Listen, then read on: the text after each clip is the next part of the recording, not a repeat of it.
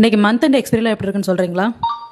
Month and expiry Nifty bank Nifty எல்லாமே பாசிட்டிவாக தான் இருக்குது. இருந்தாலும் ஆப்ஷன் பொறுத்தளவுக்கும் ஒரு ஸ்லோனஸ் தெரியறத நம்மளால் அப்சர்வ் பண்ண முடியுது. நிஃப்டியில் காலையிலேருந்தே கால் சேலில் ஒரு நல்ல மூவ்மெண்ட் கொடுத்துருந்தது. பிரசிடென்ட் ட்ரம்ப் நேற்று ஃபெட் ரிசர்வ் சேர்மன்கிட்ட என்ன சொல்லியிருக்காருன்னா, ஏன் நீங்கள் ரேட் கட் கொண்டு வரக்கூடாதுன்னு சொல்லியிருக்காங்க. இதனால் இந்திய மார்க்கெட் எல்லாமே நேற்றுலேருந்தே ஒரு நல்ல பாசிட்டிவ் சைனுக்கு மாறிடுச்சு. வாங்க நம்ம சார்ட்டை செக் பண்ணி பார்க்கலாம்.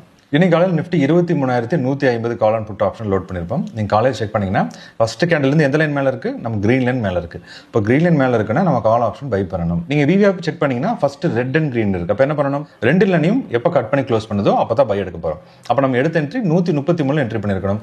மேலே வந்து 192 வரைக்கும் நமக்கு மூவ்மெண்ட்டாக இருக்குது. மேலே வந்து க்ரீன் அண்ட் ரெட் இந்த மாதிரி நமக்கு ஒரு கிளியர் கட் சிக்னல் வந்துச்சுன்னா நீங்கள் என்ட்ரி பண்ணலாம். இதேமாதிரி பார்த்தீங்கன்னா எம்எஸ்வி நீங்கள் செக் பண்ணிங்கனாலும் புட் சைட் ஃபுல்லாக ரெட் விழுந்துருச்சு.